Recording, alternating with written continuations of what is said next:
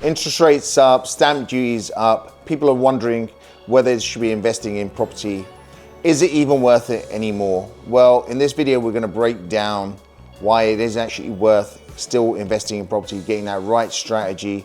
At the moment, we have 30 projects that are in legals at the moment that we're completing at various points of the year. Now we're going to run through why you should be investing in property. Now, if you're new to the channel, my name is Malkit Purewal. Myself and my business partner Sanjay Kumar have been investing in properties for 24 years. At this point, I normally run through what strategies we've been focusing on, but considering this is going to be on what strategy you should be using, I'm going to be diving into that later in this video. We now have over 700 tenants under management, and we're very active with our strategies at the moment. Now let's run through the options. Firstly, you have to start with buy-to-let. So buy-to-let is the traditional strategy of buying a property. It could be a freehold or leasehold, and you rent this out to a single tenant or a single family, and that is effectively a buy-to-let. Then you have basically the option of purchasing a property, typically a freehold, where you'll split this into multi-units, and this can work really well. Then you have HMOs. HMOs basically stand for houses of multiple occupation. This is when you have 3 or more unrelated people living in a house, and there's various styles of HMOs. So you've got literally just an unmodified house, could have some locks on it, and you've got 3 unrelated people in it, that'd be a HMO. Or you could do what a lot of people do, where they heavily adapt a house where all the rooms are en suite, and that is also a HMO. You have the commercial residential strategy. This is basically where you purchase a site as a commercial, it could be an office or a retail space, and convert those into multiple residential units using a prior approval application. Then you have new builds. So this is basically where you purchase land with planning, or you actually purchase the land and obtain planning to build a new development of flats or even houses. You may have noticed I didn't mention deal sourcing or rent to rent, because we're going to be focusing on strategies where you own the property and where we think that's the best long-term solution for any property investor. Now, buy-to-let is something that we actually started off in 2001. This is where we basically purchased a site in auction. It was a 2-bedroom house. We put it on rent. Interest rates were low at that point. Buy-to-lets were easy to obtain in terms of mortgages, and it was an easy strategy. You would make a couple £100 a month, but unfortunately at that point, if you ended up with a major repair, you could potentially wipe out your profit for the whole year on that single site. Now, the problem you have at the moment is interest rates are actually quite high. Buy-to-let products are actually high, so the margins are very thin. We've had a few buy-to-lets that we hold as our legacy stock, where the interest rates have moved so much, where we were potentially making £400 or £500 per month, and now we're only making less than £100 per month. So we don't actually think this is a strategy that people should be deploying. However, if you're based in the north, it can particularly work. We know friends that actually have sites in the northeast, and there is still a margin there. So it is a case by case, but primarily in the big cities where the housing price is quite high, buy-to-lets is effectively dead. Now we move on to basically purchasing a property and splitting it into 2 or more flats. Now, there was rumors under the Conservative government that were going to make it PD to split a house into 2 flats. Now we've had a change of government. This looks like it's been shelved. There's been no announcement of it. Considering there's been a Labour government for more than 6 months, this doesn't seem to be a priority. Now, the problem you have with obtaining planning permission for this is it's full planning, and it's subject to basically the planning officer's view on this. It is possible to obtain planning, but it's not as straightforward, and those delays, especially if you purchase a site, you've got bridging costs, it'll eat into your profit, and this is why we're actually staying away from this particular strategy. Since 2010, myself and Sanjay have been converting houses into HMOs. HMOs basically stand for houses of multiple occupation. These are properties where you have 3 or more unrelated people that live within that property. Typically, a HMO can have up to 6 people within it. If you go over 6 people or 6 bedrooms, then that will require full planning, and this is known as a sui generis HMO, where you will have to apply for full planning to the council to change the use from a C3 house to a sui generis HMO. It's permitted development to change a house from C3 to class C4, as long as there's no Article 4 directive in place. An Article 4 directive is basically a directive by the council that says that this use is no longer permitted development and you have to apply for full planning. Article 4s are actually popping up all over the country, so this is why we think it's very important for you guys to actually jump in, get that HMO under your belt. What we found in areas where Article 4 has actually come in, the price of that Article 4 HMO has actually risen by 25%. So we're hoping where we've been operating, Article 4 does actually come in, because there'll be a significant uplift to our portfolio. Now, the reason why we think this is a great strategy is you could purchase a property for £300,000 as a freehold house. You could spend £195,000 on renovating it to a 6-bedroom or ensuite HMO. This will include probably a rear extension, a loft conversion, an internal configuration. You will require some steels within this, but this is what your structural engineer will be able to help you out with. You can actually predetermine the end value of that HMO before you even purchase it with a commercial valuation. Now, on a property where you would have spent just shy of £500,000, we're finding clients having an end value of 650, 700, even in some cases 750 in the areas that we're operating in. In addition, your rent per room where we're operating is typically sort of 600 to 850 per calendar month. So obviously if you times that by 6, it's a significant amount. And then whatever the end value of your HMO is, you could refinance that, pull out 75% of the money. So it's quite easy for you to work out what your monthly mortgage would be on this property. So for example, if your property is worth 650 times 75%, that will be your mortgage. Obviously there'll be some fees and potentially legal fees if you're moving, lender, and then you'll be able to work out your rent, your management costs. And we're finding investors are making somewhere between £1,000 to £2,000 per calendar month on their HMO, even in the current conditions where we have with interest rates. Now, the next strategy is commercial to residential conversions. You literally just have to walk down any high street up and down the country where you'll see scores of empty retail units with uppers up and down the country. Now, there's a great opportunity here to actually revive the high street and also put buildings back into useful use by using permitted development rights to convert these retail units into potentially smaller retail units and multiple residential units. Now, since 2013, commercial to residential has been permitted development. Then with some changes in 2021, this is actually being expanded where you now have Class MA, Class E has now been a universal class, combining a bunch of use classes for commercial. So basically what it means is it's a lot easier now to change commercial units into residential use compared to how it was when myself and Sanjay did our first commercial to residential conversion in 2013. Now, what we've seen with a lot of this retail stock that's out there with offices is basically the business rates are too high. It's not feasible for any other business to actually come in to actually take this space on. They now prefer to actually use WeWorks and other flexible office accommodations where you have modern facilities, ample parking spaces, and it's easier for their staff to actually visit. Now, what do we do with the empty stock that's there? Well, the solution is use the permitted development rights that are out there. Literally all you need to do is get a consultant on board, an architect, put in a prior approval application. Basically, you put an application to the council to say, look, it's permitted development to change this building into 4, 5, potentially even 6 or more flats by using a simple prior approval application. This application just takes 56 days to approve. You only have a handful of things that you need to check off, like parking, environmental, noise assessments.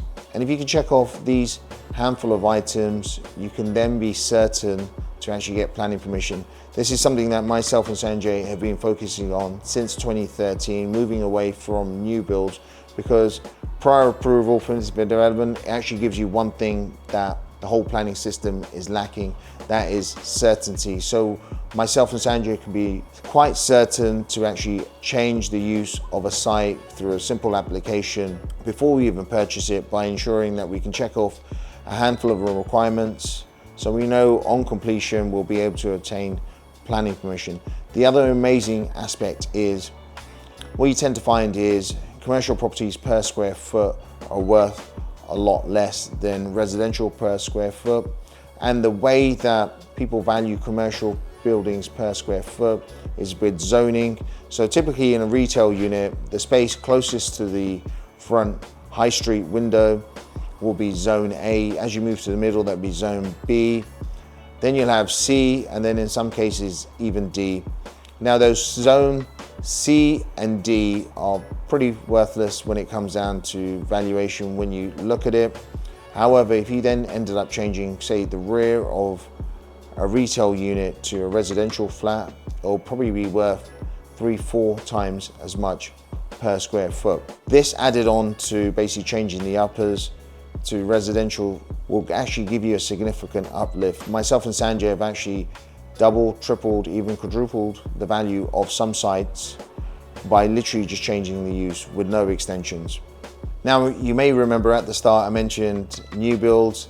Now, new build is basically where you actually purchase a site with planning, or you have to obtain planning. And I did mention the planning system in this country is broken. It's very difficult to actually obtain planning. Local council planning departments effectively act like planning control. So it's very difficult to get planning passed.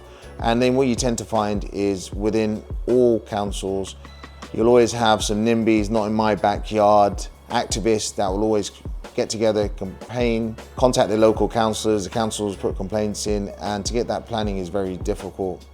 I actually met someone at the gym last week that actually recognized me from socials. He said he was in a construction recruitment company, and he said he did an audit of the companies on his database this year. 70% of them that do new builds have actually gone out of business. Now, with the increased labor costs and the increased cost of materials, it's not feasible to do a lot of these new build projects. And what we're finding, speaking to valuers, is because profit margins have been squeezed, the quality of new build stock that's been coming out has been pretty poor. This has actually impacted end values. The other aspect that I have to take into account is Help to Buy has ended. So it's ended the advantage that new build flats had over existing housing stock. So basically with Help to Buy, the government would give you a deposit towards purchasing the property as long as you could put in 5%. So I think it was typically around about 35% they would pay. It'll be interest free for 5 years, and then you'll have to start paying that back. That gave new build properties a distinct advantage over existing stock, but now that's gone and it's on a level playing field. People are now shying away from new build and focusing on stock that may be 5-10 years old, because they're getting a better discount with it and they can negotiate a better price. Now, the two strategies that we're actually using at Savoys in 2025 and beyond are commercial to residential and HMOs, and I'm going to sum up why. Now, commercial to residential from the last budget was the distinct winner. Stamp duty hasn't changed with purchasing commercial to residential, and stamp duty has been a lot lower than residential in the first place. The reason being is you don't have to pay this SDLT, which stands for stamp duty levy tax. Basically meaning if you already own a property and you purchase an additional property or a rental property that you're going to have to pay a surcharge on that. That was typically 3%. And now this is actually being increased to 5%. So it plays a significant part on your purchase. As mentioned, the planning process is a lot easier with commercial to residential. You've got a handful of things that you need to check off. You need to ensure the property is of a certain size, so you meet the minimum space standards, you meet light requirements, you meet the noise assessments, parking. Even if you don't have adequate parking there, you can get a transport report done to show why this site will still work even with less car parking spaces. So it adds that certainty to us that we can actually get planning permission passed. There's ample stock that's out there, so you just have to walk your patch of the high street or your town and you'll see empty retail units, empty warehouses, empty offices that are there that you'll be able to change into residential units.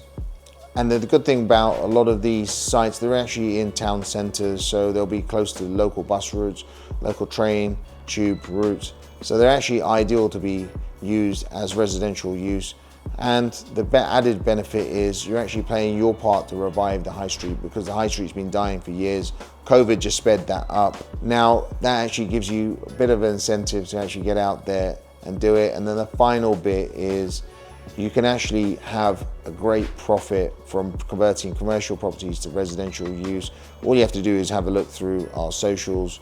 You'll see some sites and some case studies of where we've doubled, tripled, even in some cases quadrupled the value of a site by simply just changing the use. Finally, you've got HMOs. Now, HMOs for myself and Sanjay has played a massive part of our property journey. We did our first one back in 2010, where we saw in our local area of Uxbridge that studio flats were renting around about £1,000 per month. Add on bills, you're looking at another £200-300. And if someone was coming straight out of university on 18 to 25k minus taxes, it doesn't leave them with a great deal to live on. So hence we went down this HMO route for professionals back in 2010. This basically gives them an all one bill solution. And with cost of living where it is at the moment, I don't see anything changing with the HMO market. There's always going to be demand for it. It's always going to be the entry level for someone to get onto the housing market in terms of renting a place. And if you're moving into a town, the first thing you do, you're not sure whether you're going to end up having a contract past the 3-month probation period, so you want to rent a HMO initially. So there's always going to be that first step for someone looking to enter the rental market. Now, with the stamp duty levy tax, what we're advising our investors is to actually negotiate and build that increase from 3% to 5% into their bargaining when they're actually looking to purchase properties. At the moment in 2025, it's still a buyer's market. If you can show you have funds there, you can move quickly, you've got the finance in place, or you have the team to actually provide the finance, you can negotiate a lower price so you can effectively navigate around that 2%. The other thing to bear in mind is HMOs is permitted development, so you can typically change a house, whether it be a 2-3 bedroom house, into a 6-bedroom house, and providing it actually has the space to do it, and it will all be permitted development. And the extensions that go on to these properties, like the loft conversion, rear extension and side extension, will typically be permitted development, but always check with your planning consultant, because there could be restrictions in place in the areas that you're looking to operate. Finally, the end values are still stacking up. We've got 30 projects in legals at the moment. Majority of them are HMOs. We've had commercial valuations ensuring that the end value is going to stack up. Ourselves and our clients will be able to exit these deals. So we know the deals make sense. Hence, it's going to be a strategy that we're going to be using in 2025 and beyond. Now, if you want to hear from people that actually had a successful year in 2024, won some awards, made their deal stack, impressed a bunch of property judges, 68 judges to be exact, well, we're back with the Elevate series with Shawbrook Bank on the 16th of January at the new HQ. Details of this are in the description. Also, if you want to learn more about properties, we've got a free community online and details are within the bio for this. Now, as always, please ensure that you like, subscribe, hit that bell icon. We'll be back each and every week dropping some gems for you. Hope to see you there.